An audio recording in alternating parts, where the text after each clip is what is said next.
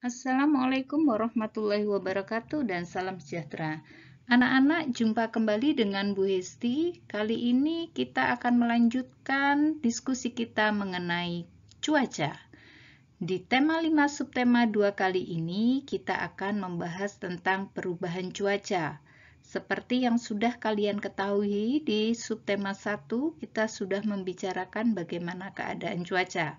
Kali ini di muatan pelajaran bahasa Indonesia kita akan melanjutkannya. Tujuan pembelajaran kali ini, Ibu berharap anak-anak dapat 1. Mendeskripsikan perubahan cuaca dan dampaknya bagi kehidupan manusia. Yang kedua, menemukan informasi penting dalam sebuah wacana. Dan yang terakhir adalah anak-anak dapat menuliskan kalimat informasi. Seperti yang kalian sudah ketahui, cuaca adalah perubahan udara di atmosfer pada waktu dan tempat tertentu yang sifatnya juga tidak menentu, sehingga keadaan cuaca dapat berubah. Perubahan cuaca dapat terjadi dalam satu hari, seperti di gambar ini. Di pagi hari cuaca cerah, matahari bersinar terang, sehingga aktivitas di luar menjadi pilihan. Bermain, menjemur pakaian, makan es krim, sekolah, sekolah bermain di lapangan, sungguh mengasihkan. Namun tiba-tiba ada mendung gelap yang datang disertai angin. Tidak lama kemudian hujannya lebat dan angin. Kalian bisa lihat seperti di contoh. Nah, anak-anak, perubahan-perubahan cuaca ini dipengaruhi oleh unsur-unsur cuaca seperti yang sudah kita bicarakan, seperti keadaan angin, suhu, tekanan udara, kelembaban, ya, itu menjadi faktor perubahan cuaca. Nah, sekarang pertanyaannya, mengapa kita perlu memahami keadaan cuaca dan perlu mengetahui perubahan cuaca? Ya, karena cuaca itu sangat erat sekali hubungannya dengan kehidupan manusia. Artinya, cuaca itu dan kehidupan manusia itu sangat berkait. Cuaca terkadang menentukan aktivitas manusia. Ya, di cuaca yang cerah, ya, misalnya seperti ini, aktivitas berkemah ini menjadi mengasihkan, ya. Tapi kalau hujan, wah, kita ada di dalam kemah saja, kita tidak akan membuat api unggun, kita tidak akan bisa menikmati pemandangan di sekitarnya. Lalu, ketika cuaca cerah, anak-anak juga pasti senang bermain di luar, bermain layang-layang, apalagi kalau anginnya kencang atau anginnya banyak. Selanjutnya, cuaca yang panas juga sangat dinanti oleh petani ikan asin, ya. Jadi mereka menjemur ikan asin. Lalu kalau hujan bagaimana? Apakah anak-anak dapat bermain layang-layang di luar? Main sepeda, main bola, atau memasang tenda, atau piknik? Ya, kalau sudah hujan, pilihannya adalah berdiam di rumah, ya, bermain di rumah. Ada loh yang mandi hujan, boleh, tapi jangan lama-lama karena anak-anak bisa sakit. Nah, di musim hujan ini juga menguntungkan sebagian orang, seperti contohnya Bapak Ibu Tani yang menanam padi, karena padi ini tumbuh dengan air. Kalau tidak ada hujan, padi tidak akan tumbuh subur. Lalu bagaimana dengan kegiatan ini? Nelayan yang wah luar biasa, ikannya besar-besar. Mereka butuh cuaca yang bagaimana anak-anak? Apakah hujan, mendung? Ya, mereka sangat membutuhkan cuaca yang cerah. Wah, asik sekali, ada es cappuccino, cincau, es mangga. Bapak penjual es ini membutuhkan cuaca apa? Ya, cuaca yang panas sangat mempengaruhi laku atau tidaknya es mereka. kalau selalu hujan, dingin, tidak banyak yang membeli es ya. Oke. Nah, Mama di rumah perlu cuaca yang cerah dan panas untuk bisa mengeringkan jemurannya. Nah, anak-anak, jadi cuaca dan kehidupan manusia itu sangat erat kaitannya ya. Anak-anak, apakah kalian pernah merasakan perubahan cuaca yang sangat cepat? Seperti misalnya dalam satu hari cuacanya panas, tiba-tiba mendung dan hujan. Kemudian kembali lagi menjadi panas. Lalu hujan lagi. Setelah hujan sebentar, tiba-tiba muncul lagi matahari. Nah, itu yang disebut perubahan cuaca yang cepat.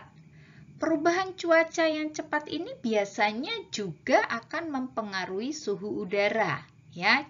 Ketika panas, udaranya juga panas. Ketika hujan, suhu udara akan menurun menjadi agak dingin. Perubahan yang seperti ini, suhu yang naik, turun lagi, kemudian keadaan yang panas, kemudian menjadi redup, panas lagi, dingin. Nah, itu sangat berdampak pada kehidupan manusia. Dan anak-anak, perubahan cuaca yang sangat cepat itu disebut dengan cuaca ekstrim, ya. Jadi perubahan cuaca yang cepat itu disebut cuaca ekstrim. Nanti di subtema berikutnya kita akan lebih membahas kapan cuaca ekstrim itu terjadi ya. Nah, anak-anak, dampak cuaca yang berpengaruh pada manusia itu biasanya pada aktivitas dan pada tubuh manusia. Seperti yang tadi Ibu sampaikan. Aktivitas manusia misalnya begini. Ketika cerah, Mama menjemur pakaian. Baru selesai Mama menjemur, tiba-tiba redup, mendung. Mama lari buru-buru mengangkat pakaian. Hujan sebentar. Hujannya tidak sampai 10 menit, lalu panas lagi. Mama jadi bingung, ini keluarin pakaian apa enggak ya? Nah, itu ya. Nah, apalagi seperti para petani garam, ya. Kemudian Bapak Ibu tani yang menyemur padi. Nah, itu sangat mempengaruhi. Selain itu, anak-anak, ada juga dampaknya pada lingkungan. Contohnya seperti ini. Kalian bisa lihat gambar ini? Ya, banjir. Bila cuaca hujan terus-menerus, kemudian ditambah dengan kelalaian manusia, menyebabkan dampak pada lingkungan yaitu banjir. Seperti yang saat ini terjadi di Indonesia, anak-anak, kalian harus ikut mendoakan saudara-saudara kita yang ada di Kalimantan Selatan. Sebagian besar daerah Kalimantan Selatan ini dibanjiri oleh air. Rumah-rumah hanyut, mobil hanyut, binatang juga hanyut, dan ini sangat luas beberapa kabupaten. Sangat memprihatinkan. Kemudian dilanjutkan lagi dengan Kalimantan Barat, Jawa Barat, ya anak-anak, dan di Bali juga sedang gunung apinya sedang aktif ya. Nah, selanjutnya kebalikannya anak-anak. Bila cuacanya panas terus-menerus, juga akan memberi dampak pada lingkungan. Nah, dampak lingkungan ini juga dipengaruhi oleh ulah manusia. Nah, contohnya ini ya. Jadi, dampak pada lingkungan itu tidak seutuhnya ada pada cuaca, tapi bagaimana manusianya juga. Seperti yang sudah Ibu sampaikan tadi bahwa perubahan cuaca itu selain berdampak pada lingkungan juga berdampak pada manusia, terutama di kala perubahan cuaca yang ekstrim. Perubahan suhu udara itu sangat mempengaruhi kesehatan tubuh manusia. Seperti kalian lihat pada gambar, ya, cuaca yang panas, kemudian berubah menjadi dingin, panas lagi. Nah, itu sangat membantu tumbuhnya kuman dan virus, ya.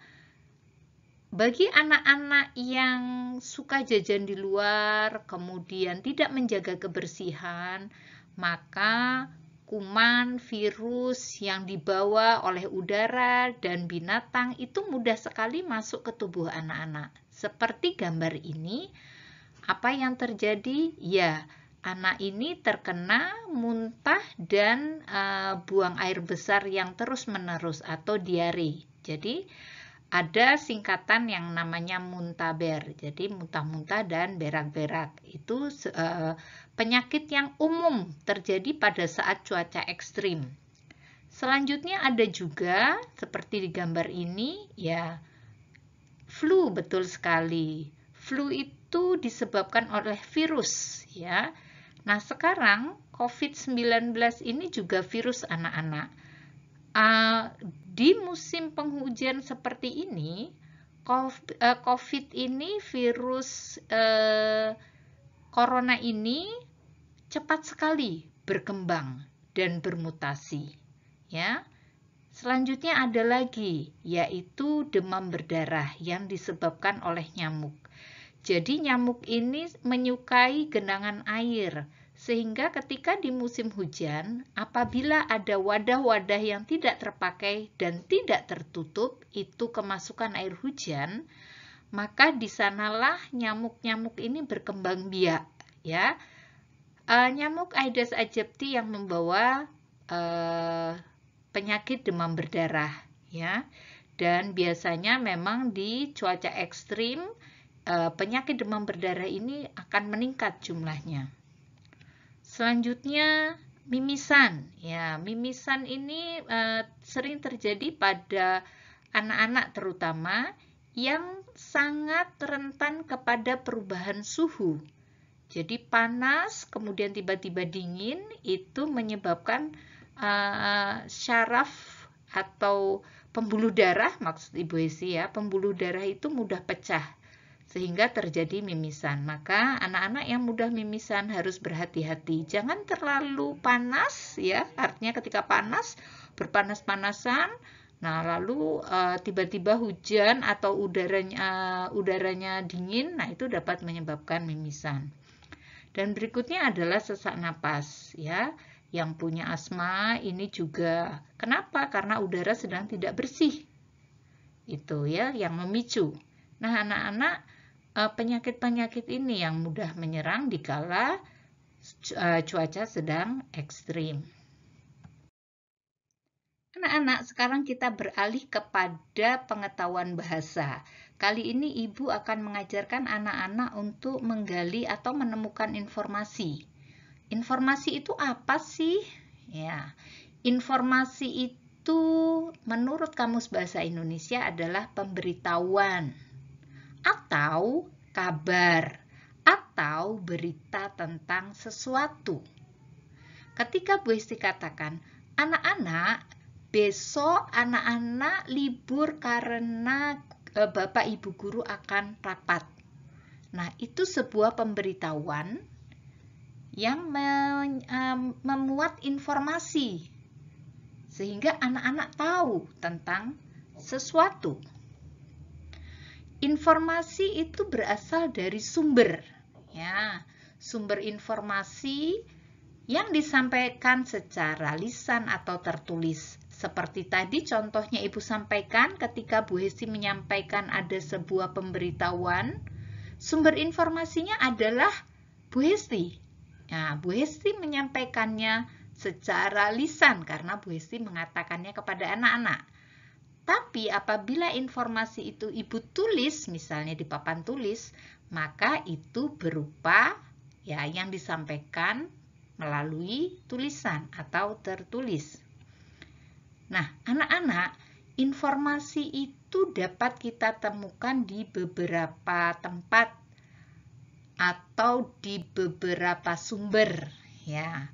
Salah satunya bisa bersumber dari artikel. Artikel itu apa? Artikel itu adalah karya tulis lengkap, ya. Jadi artikel itu sebuah karya tulis. Namanya karya tulis, ya ditulis. Contohnya adalah ketika membuat laporan berita. Wartawan menyampaikan laporan dalam bentuk berita, juga boleh. Itu yang disebut artikel.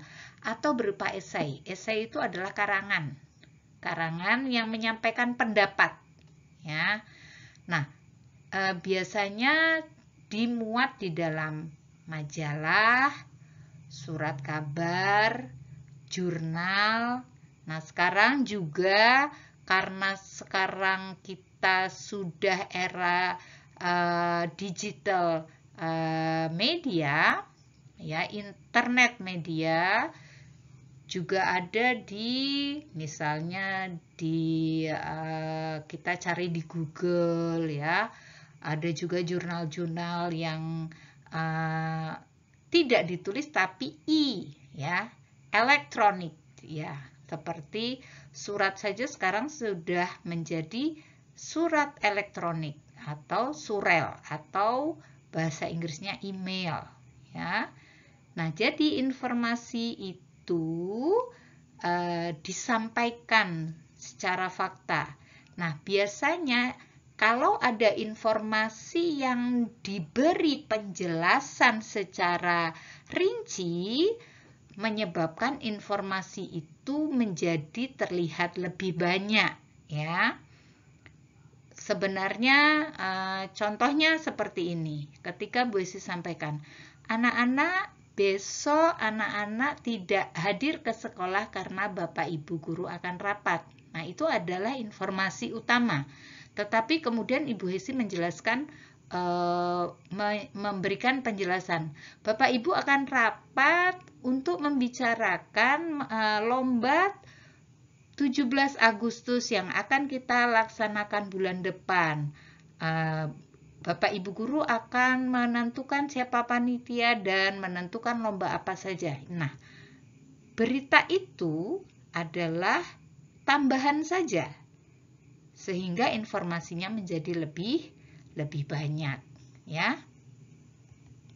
Dan anak-anak, informasi itu menjadi penting karena kebutuhan kita.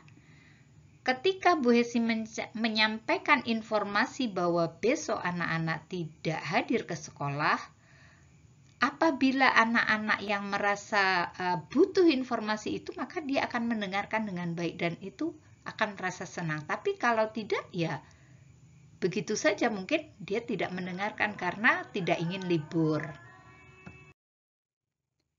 Ini sebuah contoh informasi yang diambil dari sebuah artikel. Ibu akan bacakan. Pengamatan cuaca di Indonesia dilakukan oleh Badan Meteorologi, Klimatologi, dan Geofisika (BMKG). BMKG bertugas mengamati cuaca setiap hari di seluruh wilayah Indonesia yang berkantor di pusat Jakarta. BMKG memperkirakan cuaca pada bulan Januari secara umum, Indonesia berada pada puncak musim hujan. Namun kenyataannya kondisi cuaca di Jakarta berubah-ubah. Terkadang hujan sepanjang hari berubah menjadi panas terik secara tiba-tiba. Hari ini cuaca cerah dan tidak ada hujan di wilayah Jakarta. Namun kemarin hujan turun beberapa kali sepanjang hari. Nah, anak-anak, artikel ini berisi beberapa informasi. Tetapi sekarang kita mencoba mencari informasi yang utama. Apabila kita melihat artikel ini, informasi yang utama itu ada pada laporan BMKG mengenai cuaca keseluruhan di Indonesia, yaitu pada bulan Januari secara umum Indonesia berada di puncak musim kemarau. Mengapa begitu? Karena kalimat berikutnya hanya menjelaskan sebagian wilayah di Indonesia, yaitu Jakarta, yang cuacanya berubah-ubah. Sekarang kita beralih kepada contoh yang kedua, yaitu artikel tentang cuaca dan perubahannya. Cuaca di sekitar kita dapat berubah-ubah. Cuaca dapat berubah setiap hari. Jika hari ini hujan, esok cuaca dapat menjadi cerah. Jika hari ini cerah, esok dapat berubah menjadi hujan. Saat cuaca cerah, matahari bersinar terang sehingga udara menjadi panas.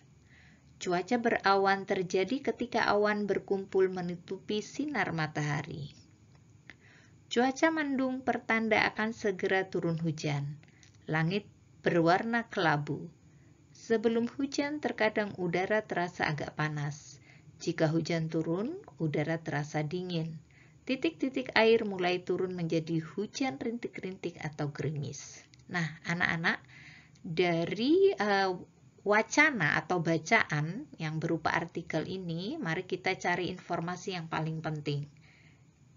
Nah, tanda yang Ibu lingkari ini ya, artinya kalimat yang bertanda merah itu dinyatakan sebagai informasi utama. Bagaimana dengan kalimat berikutnya? Itu hanya sebuah penjelasan dari cuaca yang berubah-ubah. Berikutnya juga, jika hari ini cerah, itu juga merupakan penjelasan dari cuaca yang berubah-ubah. Lalu kita lanjutkan. Informasi yang kedua adalah saat cuaca cerah, matahari bersinar terang sehingga udara menjadi panas. Ini sebuah informasi. Jadi, informasi ini menyatakan bagaimana keadaan saat cuaca cerah. Informasi berikutnya adalah fakta bagaimana ketika cuaca berawan. Ya, ketika cuaca berawan, maka awan berkumpul menutupi sinar matahari. Itu sebuah fakta, sebuah informasi.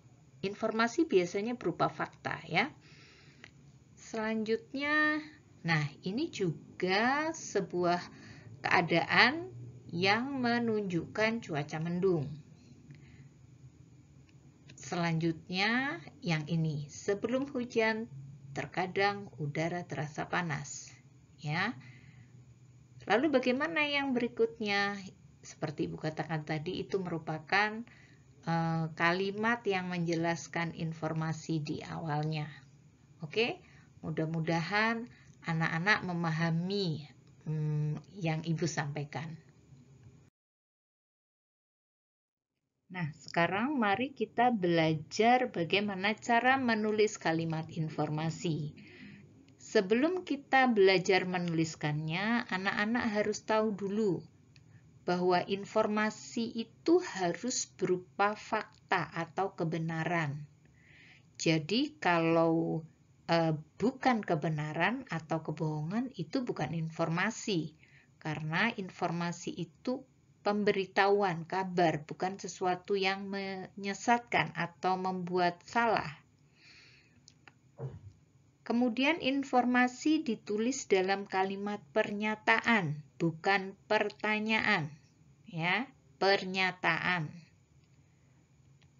Contoh, bila ada sebuah fakta seperti yang ada di dalam gambar, maka kalimat informasinya dapat kalian tulis seperti ini.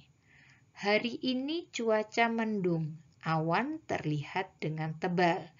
Jadi yang kita tulis adalah fakta yang kita lihat atau fakta dari yang kita dengar.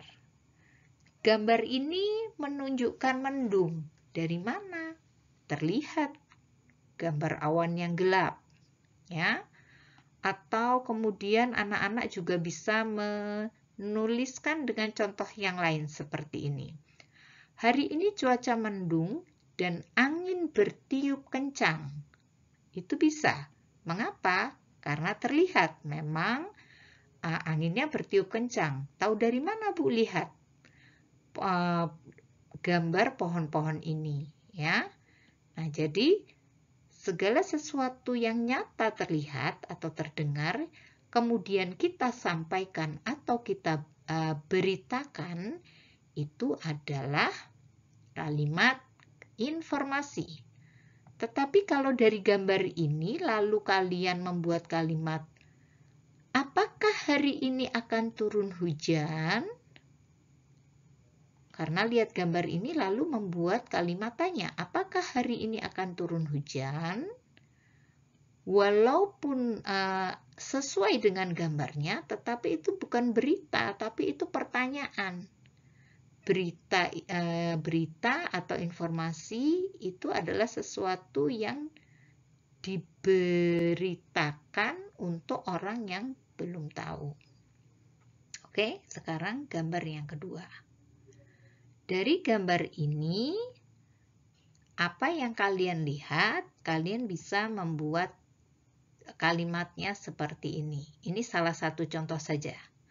Nelayan menjemur ikan di bawah terik sinar matahari.